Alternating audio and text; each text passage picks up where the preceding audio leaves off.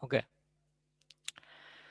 Seperti yang saya jelaskan pada pertemuan sebelumnya di pertemuan pertama hari Jumat, jadi kita akan lanjutkan masalah analisis hidrologi yang paling pertama yang akan kita bahas.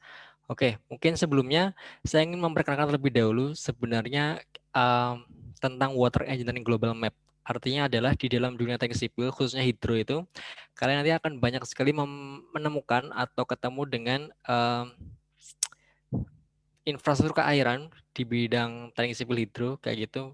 Dan sebenarnya gimana sih cara kita kayak mendesain, kemudian kalau nanti kita ada asesmen penilaian infrastruktur keairan itu kayak gimana seharusnya. Terus kemudian kalau ada pemeliharaan, sebenarnya pemeliharaan infrastruktur keairan yang baik itu seperti apa kayak gitu. Oke, baik.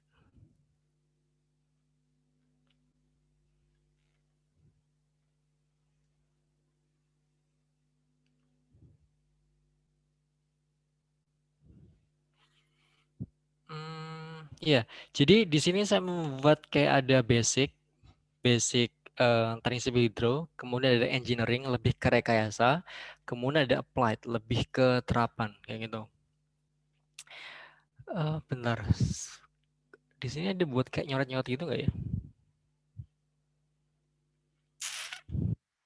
Hmm,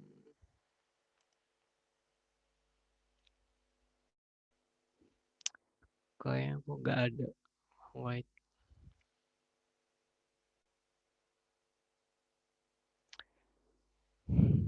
Oke, jadi saya bikin, bentar saya coba cek pennya terlebih dahulu ya. Saya kok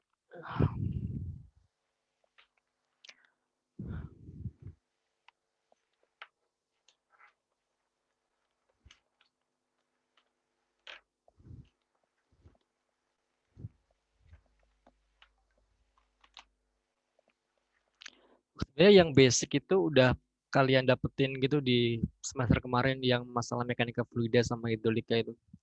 Cuman ya ada beberapa yang perlu di apa ya, di highlight, highlight yang advance itu yang mana kayak gitu. Oke.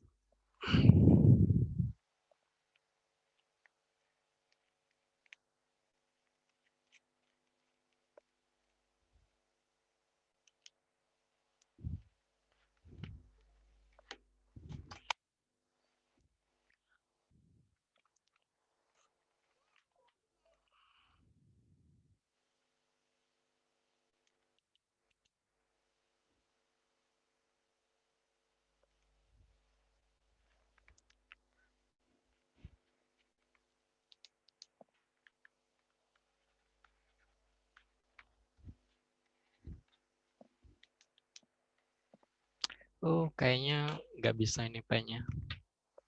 Oke, di ini aja ya, penjelasan ringkas saja ya. Jadi kalau yang basic itu seperti yang kemarin kita bahas di mekanika fluida di hidrolika. Jadi hitungan-hitungan itu adalah hitungan-hitungan basic yang perlu kalian kuasai sebelum kalian masuk ke engineering atau desain. Jadi ini ada kayak mekanika fluida yang pakai mouse ini agak susah. Ini ada hidrolika kayak gitu ya. Hidrolika. Mekanika fluida, hidrolika. Nah, sebenarnya ada salah satu poin lagi yang perlu kalian master sebelum kalian masuk ke engineering ini. Kalian yaitu perlu yang namanya basic hidrologi. Hidrologi. Sorry ya, hidrologi, bukan hidrologi yang perlu yang akan kita bahas pada pertemuan hari ini. Nah, untuk engineering ini, desain ini, setelah kalian tahu mekanika fluida seperti apa, hidrolikanya seperti apa, hidrologi seperti apa, sebenarnya kalian udah bisa kayak buat desain suatu, misalnya desain sungai, river kayak gitu kan. River habis itu drainage, drainase, ada bendungan, apa lagi ya? Embung, hmm, ya intinya adalah infrastruktur airan. Nah, kemudian yang applied di sini lebih ke kayak apa ya? Advance-nya, lanjutan dari materi-materi dasar. Jadi misalnya ada sungai. Nah, sungai ini sebenarnya bisa ditinjau dari beberapa sisi. Ada yang dari kayak eco hydraulics, kemudian ada dari sisi environmental management, manajemen lingkungan dan lain-lain. Jadi nggak perlu khawatir untuk masuk ke sini terlebih dahulu. Maksudnya kita akan fokus terlebih dahulu di basic ini. Oke. Nah, di basic ini kalian udah dapat mekanika fluida atau hidrolika. Hidrolika kemarin masalah desain saluran drainase yang pakai metode iterasi itu. Nah, harusnya kalian udah tahu di situ. Kemudian ada hidrologi yang akan kita bahas pada hari ini. Oke, jadi kemarin udah kita bahas apa saja yang akan kita lakukan selama 7 pertemuan nanti di mata kuliah infrastruktur keairan. Nah, untuk yang pertemuan kedua ini, kita akan bahas masalah hidrologi, lebih banyak ke hitungan-hitungan awal. Jadi sebelum kalian kayak mendesain drainase, sebelum kalian mendesain sungai kayak gitu, atau mendesain bendungan kayak gitu, kalian perlu tahu yang namanya AS hidrologi. Karena kalau kalian nggak ngerti gimana cara ngitung debit hujan, kalian nggak akan tahu gimana caranya untuk mendesain sesuatu di bawahnya kayak gitu. Oke, jadi kalau kita berbicara masalah hidrologi, sebenarnya ya ilmu yang berkaitan dengan air gitulah, air di bumi, terjadinya peredaran dan agen sifat-sifat kimia dan fisiknya. Jadi kalau kalian lihat hujan dari, maksudnya udah paham lah ya masalah siklus hidrologi dari laut, kemudian naik ke atas evaporasi, dan seterusnya sampai mengalir kembali ke laut, siklus hidrologi. Nah, itulah kira-kira yang akan kita bahas pada pertemuan kedua ini. Nah, apa saja sih yang mungkin berkaitan dengan ilmu-ilmu yang lain di teknik sipil? Nah, ini sebenarnya lebih ke advance ya, lebih ke nanti penerapan applied. Jadi ketika nanti kalian kayak mendesain suatu bangunan seperti bendungan besar atau jembatan yang ada di dekat bendungan kayak gitu, kalian akan membutuhkan yang namanya hidrografi, survei-survei kayak gitu. Kemudian hidrometri, itu kayak pengukuran pendataan aliran sungai, pengaliran melalui waduk atau danau, dan lain-lain. Ada juga hidrogeologi, yaitu mempelajari gerakan-gerakan di dalam air tanah, sudut pandang ahli geologi. Ada juga meteorologi, klimatologi, soil science, mekanika fluida, statistik. Ini semuanya berhubungan kalau kita berbicara masalah hidrologi atau desain bangunan air kayak gitu. Nanti kita akan tahu tentang klimatologi di sini adalah kayak curah hujan. Kan ada daerah yang kemarin ada yang sharing bahwa ketika musim hujan dia kebanjiran, tapi kalau musim kering dia kekeringan. Kita itu berbicara masalah klimatologi atau meteorologi di daerah tersebut. Kemudian ada juga yang daerah yang nggak pernah banjir, maksudnya ketersediaan air cukup, nggak pernah kekurangan air meskipun di musim hujan ataupun di musim kemarau. That's berhubungan dengan klimatologi suatu daerah, kayak gitu. Nah, kenapa kita perlu statistik? Karena nanti data hujan, jadi kita nanti juga ada data hujan. Kalau kalian lihat hujan yang tiap hari itu, kalian pernah kebayang nggak sih ngukur hujan kayak gitu? Nah, itu ada yang ngukur namanya stasiun hujan. Nah, stasiun hujan itu nanti tiap hari kita dapat datanya, kayak gitu. Nah, itu yang akan menjadi bahan untuk perhitungan desain debit banjir. Nah, dari debit banjir itu kita bisa kayak mendesain-desain infrastruktur airan kayak drainase, kemudian bendungan, dan lain-lain. Oke, nah untuk hidrologi sendiri dibedakan menjadi dua, surface hidrologi sama subsurface hidrologi. Oke, jadi sebenarnya materi ini sebenarnya udah saya share tadi malam. Jadi kalau misalnya kalian udah lihat kurang lebih materi yang akan kita sampaikan pada hari ini adalah itu, kayak gitu. Oke, jadi untuk hidrologi itu dibagi menjadi dua, surface itu permukaan sama subsurface itu lebih ke air di bawah tanah, kayak gitu. Nah, ini kegunaan hidrologi. Jadi tadi udah saya state ya bahwa kita akan meramalkan debit banjir sungai. Kita dengan hidrologi kita juga bisa dapat menentukan kebutuhan air tanaman, menentukan kapasitas bangunan, menentukan pilihan dan berbagai alternatif bangunan sehingga secara teknis dan ekonomis menguntungkan kayak gitu. Nah, kurang lebih bentuknya seperti ini hidrologi. Mengapa mengapa hidrologi itu penting dalam analisis atau desain bangunan air kayak gitu. Jadi kalau kita berbicara masalah transportasi, itu kan kita berbicara masalah jumlah penduduk, kemudian jumlah kendaraan yang melalui jalan gitu kan, sehingga kita bisa tahu desainnya di daerah ini kira-kira berapa sih, berapa meter lebar jalannya kayak gitu. Atau misalnya kita pengen desain gedung, itu kan maksudnya kita bisa menghitungnya dari beban beban yang akan didesain, kemudian beban gempa dan lain-lain yang itu istilahnya itu bisa diandalkan oleh manusia. Sama dengan jalan, kita juga bisa mengandalkan desain-desain atau prediksi manusia untuk mendesain jalan atau transportation system. Nah, kalau bangunan air, kita nggak bisa memprediksi dengan kekuatan kita, dengan kekuatan manusia, karena kita berhubungan dengan ini hujan. Kita nggak bisa memprediksi di daerah Jogja akan sama hujannya dengan di daerah mana Tegal atau Banjarnegara kayak gitu. Mereka pasti punya karakteristik hujan yang beda-beda didasarkan pada klimatologi tadi, meteorologi dan lain-lain. Nah, untuk mendesain bangunan air untuk yang di Banjarnegara pasti akan beda dengan di Jogja. Pasti akan berbeda di mana lagi?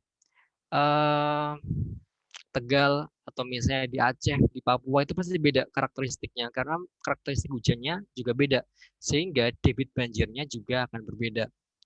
That's why sebelum kita mendesain bangunan air kita perlu ini dulu. Kita harus menghitung debit banjirnya terlebih dahulu. Debit banjir. Oke, ini beberapa istilah mengenai subsurface hidrologi. Jadi hidrologi air tanah itu juga perlu. Jadi mungkin kita dulu lihatnya adalah air itu ada di permukaan, yang ada di sungai, ada di bendungan, embung, danau. Padahal di bawah tanah itu ada sesuatu yang juga berhubungan dengan hidrologi, tapi mungkin jarang diperhatikan. Misalnya kebutuhan air minum, kemudian terjadinya pemompaan air yang sehingga menyebabkan muka airnya naik sehingga gampang terjadi banjir. Mungkin itu juga bisa menjadi kayak faktor juga ya mengapa banjir bisa terjadi. Mungkin saja subsurface hidrologinya kurang apa istilahnya? Nggak ada yang concern di sana maksudnya, kurang diperhatikan istilahnya. Oke, ini jadi adalah agian vertikal air tanah, di mana di sini ada kayak zona saturasi, di sini ada zona aerasi. Oke. Nah, ini ada yang namanya aquifer. Jadi ada yang namanya unconfined sama confined aquifer. Mungkin masih belum terlalu familiar dengan ini, mungkin tapi dengan seiring berjalannya waktu nanti akan tahu istilah-istilahnya nanti seperti apa dan gunanya di mana. Oke, ada juga namanya skema water balance. Jadi mungkin ada teori yang menyebutkan dulu mungkin kita udah pernah kenal bahwa jumlah air di muka bumi ini sama. Maksudnya adalah air hujan yang datang itu sama dengan air yang dikeluarkan ke hilir. Jadi intinya adalah keseimbangan air di daratan, di groundwater, ini groundwater ya, GW itu groundwater, air tanah, daratan, air tanah, laut itu sama. Tinggal nanti siklusnya seperti apa sehingga waternya balance di muka bumi ini. Oke, ini beberapa diagram juga yang disederhanakan dari kasus hidrologi tadi mengenai evapotranspirasi, uap air, kondensasi, presipitasi, intersepsi, dan lain-lain kayak gitu. Oke, ini model daerah aliran sungai rekayasa dari Allen.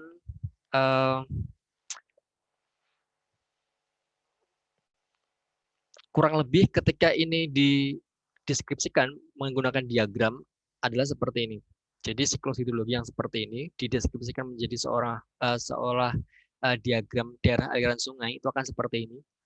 Di mana ini ada kapasitas lapangan permukaannya di sini, ada evaporasi, kemudian presipitasi menjadi hujan, kemudian ini akan menjadi hujan di sini. Jadi ini adalah permukaan ya. Ini adalah permukaan. Ini surface. Ini masuk ke dalam tanah, groundwater. Jadi air hujan yang jatuh ke muka bumi itu bisa dikenal dengan infiltrasi. Nah, kemudian infiltrasi ini yang menyerap ke dalam tanah itu namanya perkolasi yang akan masuk menjadi air tanah, kayak gitu. Nah, air tanah ini kan ada gerakan juga di dalam tanah itu kan. Biasanya namanya seepage atau perembesan ke saluran. Nanti dia akan munculnya ke badan air terdekat, misalnya saluran sungai atau embung, danau, dan lain-lain. Nah, untuk yang di permukaan ini, di surface ini, kita bayanginnya kalau misalnya di jalan gitu ya. Kalau di jalan, kalau nggak bisa masuk ke dalam tanah kan kayak melimpas gitu kan, jadi banjir. Itu namanya limpasan permukaan. Nah, kurang lebih model daerah aliran sungainya kurang lebih seperti itu, dimanapun. Secara general seperti itu. Nah, untuk water balance untuk daratan itu berlaku persamaan seperti ini, di mana presipitasi atau hujan yang datang di suatu daerah itu akan dipengaruhi oleh penguapan, kemudian perubahan dalam tampungan atau storage, kemudian ada eh sorry ini perubahan tampungan storage ya. SR itu air permukaan atau surface runoff, dan aliran air tanah. Itu sebenarnya sama dengan penjelasan yang ini tadi. Oke, jadi untuk memperhatikan persamaan yang tadi, sehingga kalau kita berbicara masalah water balance itu, aliran yang masuk dikurangi dengan aliran yang keluar, itu adalah perubahan storage ya.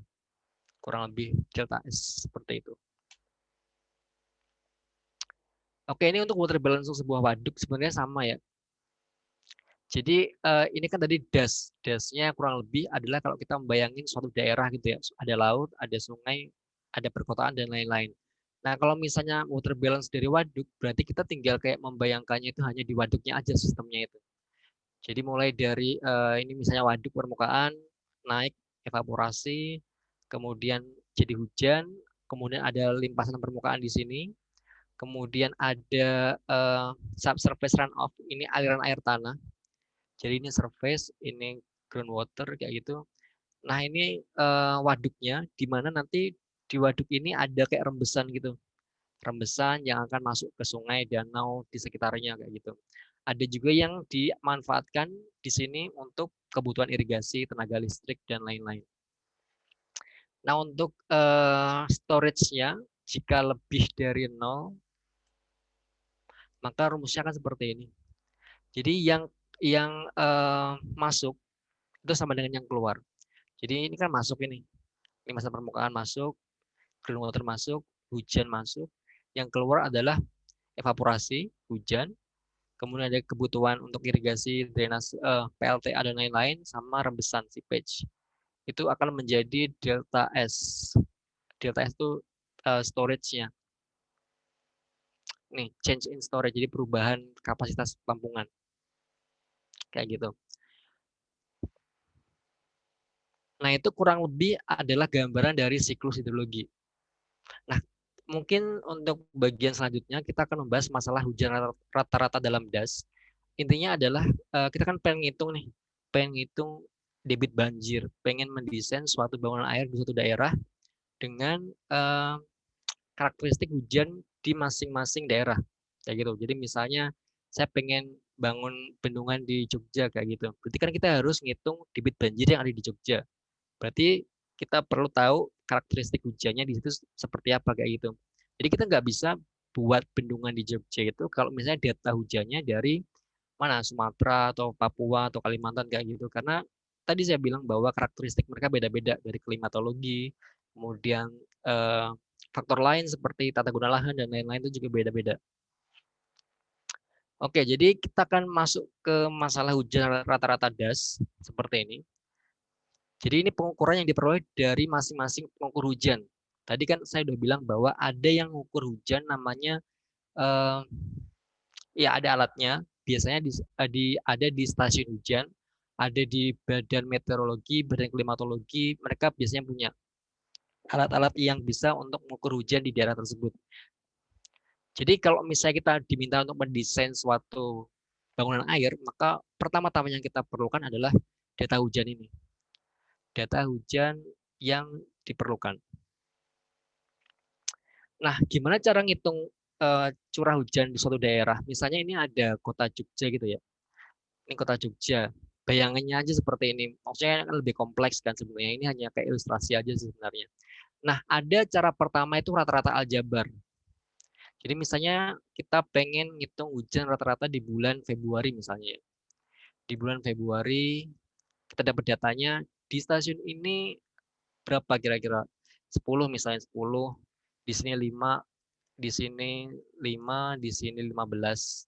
Maka ya udah gampangnya aja dengan rata-rata aljabar ini hujan rata-rata di stasiun di daerah Jogja ini adalah ini tinggal dijumlah dibagi 4. 10 tambah 5 tambah 5 tambah 15 dibagi 4. Itu jadi hujan rata-rata di bulan Februari di daerah Jogja. Nah, Biasanya kita menggunakannya metode Thiessen.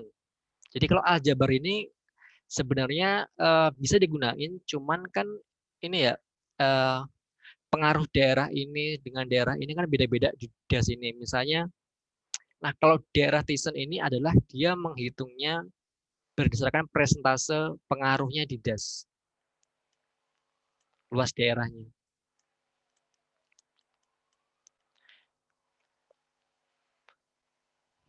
Jadi misalnya daerah ini ya, ini daerah Jogja gitu kan, ada 3 stasiun hujan.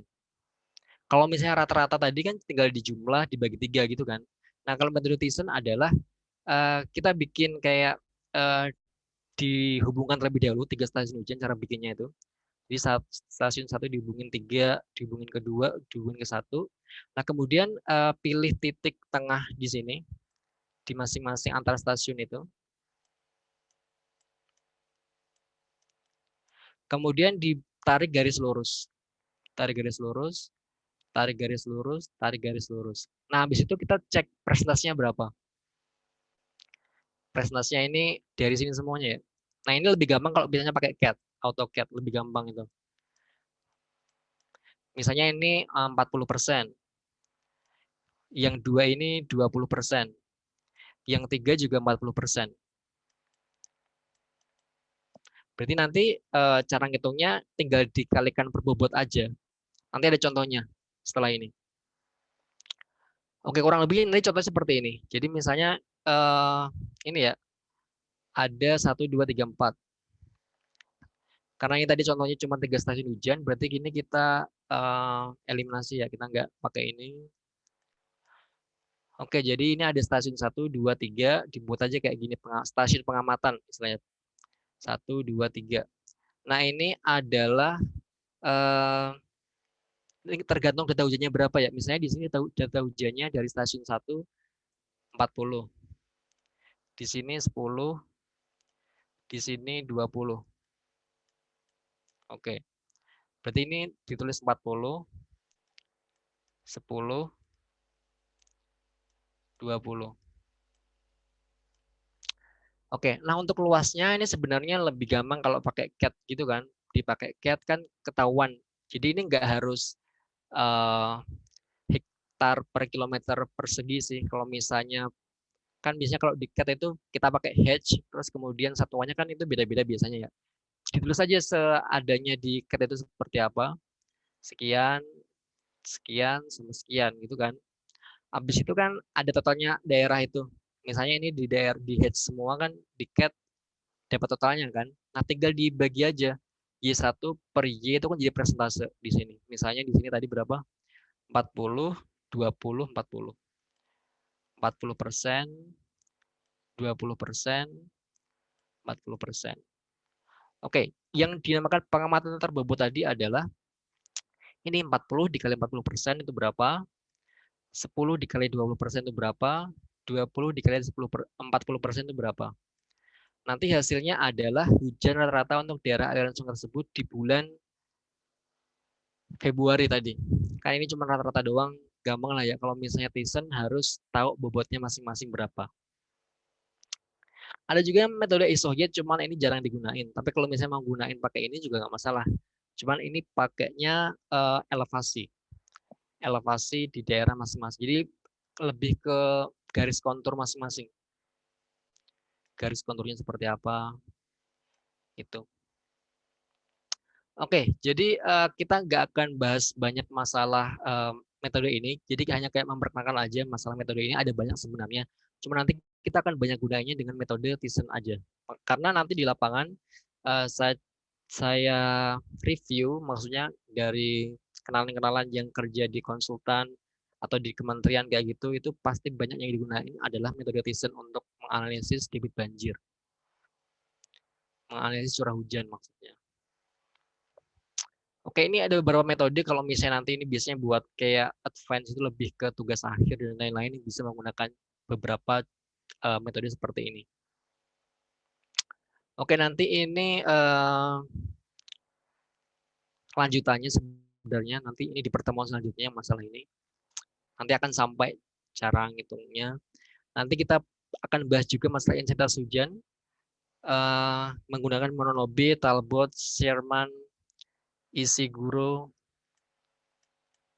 Tapi nanti yang biasanya lebih familiar untuk desainer-desainer itu biasanya Mononobe ini.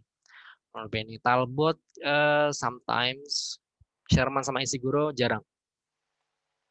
Ini rumus Mononobe yang akan kita bahas di pertemuan selanjutnya.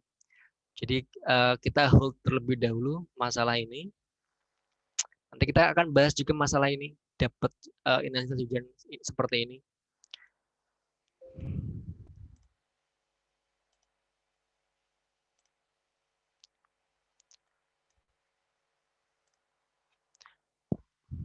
Oke,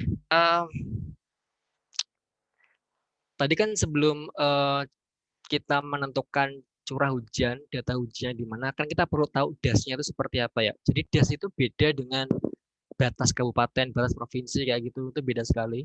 Jadi perlu dibedakan antara DAS, batas provinsi, batas geografis kayak gitu. Karena DAS itu lebih ke apa ya? Unit atau alam berupa kawasan yang dibatasi oleh pemisah topografis berupa penghubung bukit yang menampung, menyimpan, dan mengalirkan curah hujan. Ini kalau misalnya lebih detailnya itu kalau misalnya lihat gambarnya lebih gampang kayak gini misalnya. Jadi satu DAS itu kayak gini. Jadi dia itu dibatasi oleh punggung-punggung bukit kayak dataran tinggi gitu loh. Jadi air yang masuk itu nanti akan masuk ke suatu yang namanya sistem DAS, daerah aliran sungai. Kayak gini. Ini sungai utamanya yang punya beberapa cabang anak sungai, istilahnya seperti itu. Nah, bentuk dasnya ada seperti ini, bentuk bulu burung, ada bentuk radial, bentuk paralel. Intinya seperti itu. Oke, jadi untuk detail masalah das ini kita akan bahas lagi lebih lanjut kalau misalnya udah ada apply studi kasusnya. Cuman di sini mungkin belum tentu belum istilahnya belum lah. Mungkin saya akan langsung ke yang tadi curah hujannya. Curah hujannya seperti ini. Contohnya seperti ini. Kan tadi saya bilang ya, kita dapat data curah hujan dari stasiun hujan atau dari badan klimatologi kayak gitu, bentuknya kan seperti ini nanti. Di tahun 2004, Januari sekian, Februari sekian, Maret sekian, sekian, sekian, sekian, sekian. Intinya seperti itu. Nah, biasanya kalau kita pengen desain debit banjir yang maksimum kayak gitu, kita ambil yang paling maksimum dari sini. Dari Januari sampai Desember paling maksimum kan 160. Oke, kita ambil curah hujan 160 untuk tahun 2004. 2005 paling gede mana oh ini 98, 97,7 atau 98. 2006 paling gede lama Desember sama. Oke. Tapi nggak tentu yang paling gede di Desember ya. Kan di sini ada kayak di sini oh ternyata November. Di sini mana ini Januari. Karena kebanyakan musim hujan kan di daerah situ kan, November, Desember, Januari. That's why curah hujan paling gede ada di bulan itu. Akan apa ya? Akan beda ceritanya atau akan salah jadinya kalau misalnya kita nemu data hujan paling gede ternyata di daerah-daerah musim kemarau, misalnya Agustus atau September. Tapi apakah bisa terjadi? Bisa saja kalau daerah tersebut kayak kering kayak gitu kan. Sehingga mungkin yang paling tinggi di September. Misalnya September di sini 11. Sisanya 0 semuanya. Bisa jadi kalau memang daerahnya kering. Kan tadi udah dibilang bahwa yang menentukan karakteristik hujan itu bisa dari daerah kayak gitu. Ini hujan lagi, ini misalnya di stasiun A ya, di stasiun A, ini di stasiun B, kayak gitu. Nah, untuk curah hujan maksimum bisa menggunakan rata-rata. Tadi kan udah ada metodenya ya, 102 tambah 69 dibagi 2 kayak gitu. 161 tambah 85 dibagi 2 kayak gitu. Nah, ini yang tadi masalah Pearson tadi ya, contohnya. Misalnya seperti ini. Sebenarnya udah dijelasin sih sebenarnya. Misalnya saya kasih satu contoh lagi.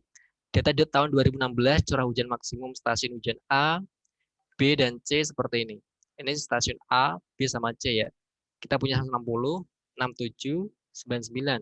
Setelah kita hatch dari CAT itu ya, kita dapat presentase daerah 1 30%, 2 35, 3 35.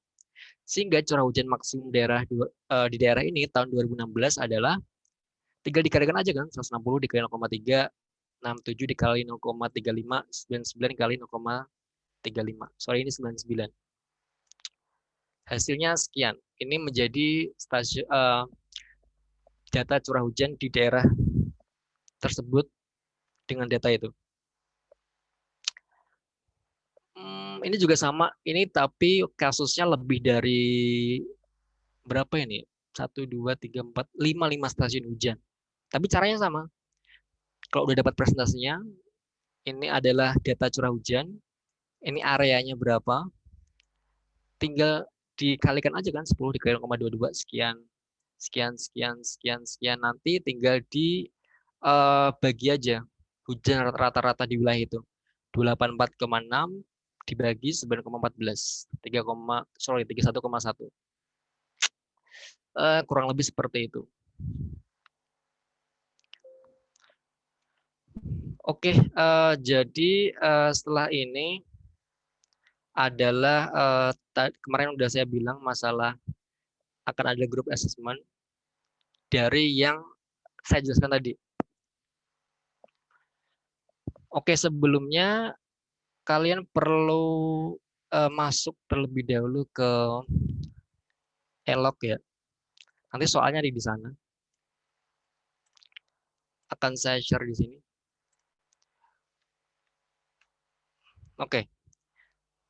Jadi nanti kalian masuk ke Elok, infrastruktur keairan 2021, enrollment key-nya keairan TPPS strip 21 kayak gitu.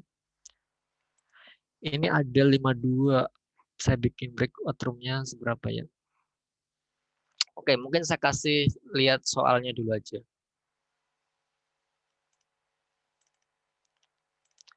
Ini yang akan kalian bahas dalam kelompok nanti.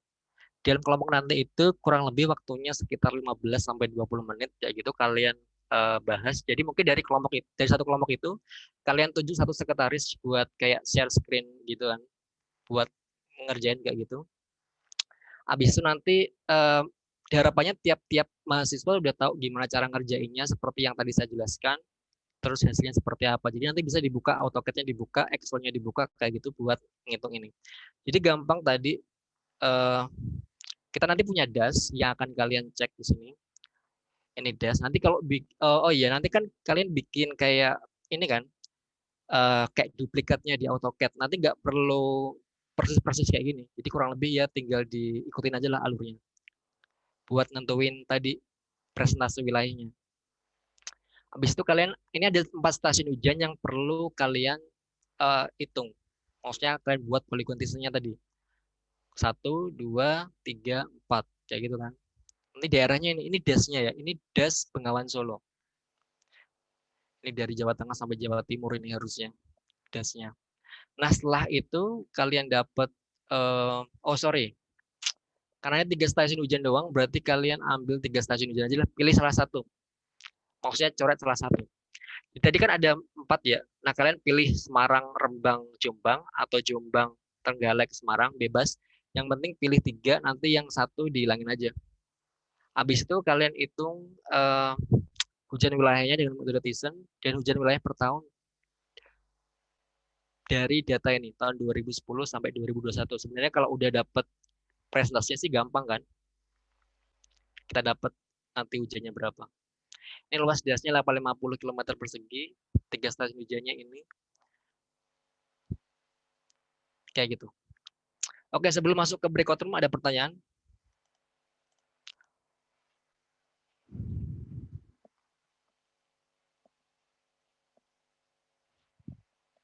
Pak, izin bertanya, Pak.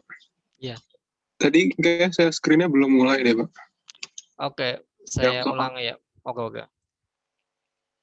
Ini kelihatan? Kelihatan, Pak. Oke. Jadi kan tadi udah kayak saya jelasin tadi ya. Jadi ini ada peta das Bengawan Solo. Das Bengawan Solo. Jadi kalian nanti di AutoCAD bikin kayak duplikatnya das ini bentuknya, cuman nggak perlu persis. Ya kurang lebih belok-belokannya kayak gini lah. Kayak gini. Terus ini kan ada 4 stasiun hujan ya, di Rembang, Semarang, Jombang, Trenggalek. Nah di sini ada 3 stasiun hujan nih. Jadi kalian nanti tinggal delete salah satu, tergantung nanti kelompok kalian mau delete yang mana terserah. Yang penting nanti jadinya ada 3 stasiun hujan. Habis itu bikin polygon Tizen, buat presentasinya kan seperti yang tadi saya jelasin. Udah kalian nanti tentukan ujian wilayahnya dari tahun ini 2010, 11, 12 sampai 2021. Nanti dibuka aja AutoCAD-nya, Excel-nya kayak gitu. Nanti ketika udah di breakout room, pilih salah satu jadi kayak yang share screen kayak gitulah, share screen. Yang lain mungkin juga ikut bantu kayak gitu. Ada yang buka AutoCAD, ada yang bikin Excel-nya kayak gitu. Habis itu di-share ke yang lain. Mungkin nanti waktunya sekitar 15 sampai 20 menit. Habis itu saya pilih random buat presentasi hasilnya. Dan akan menjadi nilai kelompok. Seperti itu. Oke, sebelum saya masuk ke breakout room langsung ada pertanyaan. Nanti bisa langsung masuk ke Elok buat akses soal ini ya. Di Elok ada di pertemuan pertama di grup assessment. Permisi Pak, mau tanya ini enrollment key-nya salah ya? Nggak bisa. Belum Pak. Ke airan saya nggak bisa. Ke airan TPWS. Bentar Pak. Huruf kecil. Maaf Pak, salah. Iya.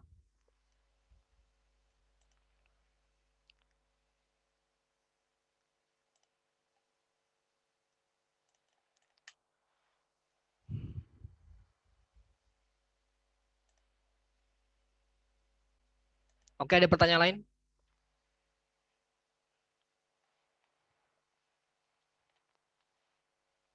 Nggak ada. Nggak ada ya? Oke. Jadi ini Bapak, maaf Pak, saya belum nemu di Eloknya Pak. Semuanya pilihannya 2020.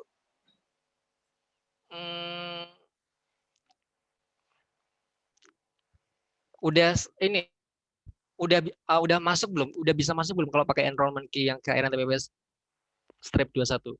Kalau bisa berarti ada di situ. Saya nggak bisa ya Pak. Berarti saya coba satu-satu ya. Tapi tidak ada yang bisa Pak. Wait. Ada yang udah masuk Pak, belum? Saya juga belum bisa Pak. Saya udah, Pak.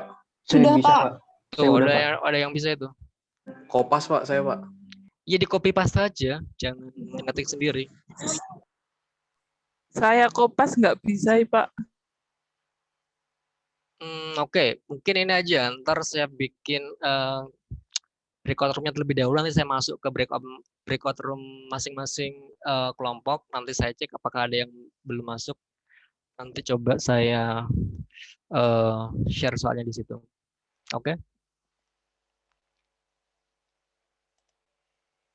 Oke, akan saya create berapa ini berapa 53 berapa orang kira-kira satu kelompok. Biar nggak terlalu noisy. 6 kelompok atau 8 kelompok aja kali ya. Oke, see you in the breakout room.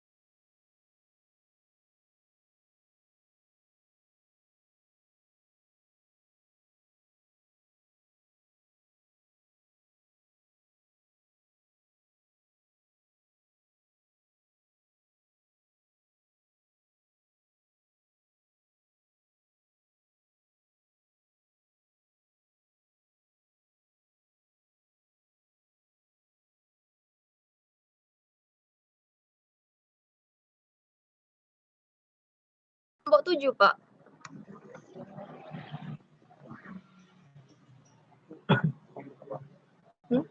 Kamu ketukar berarti ya? Kamu masuk kelompok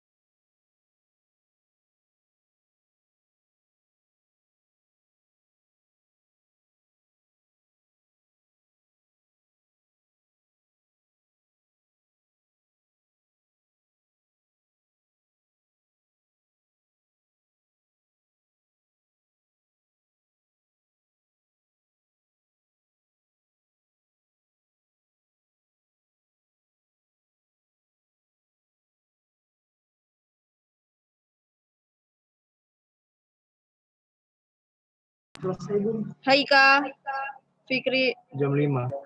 Aku metu breakout room ki piye yo? Kita tidak masuk break room. Sinyalku elik mau. Nggak dengar Kak suaramu, aku nggak pakai headset. Oke.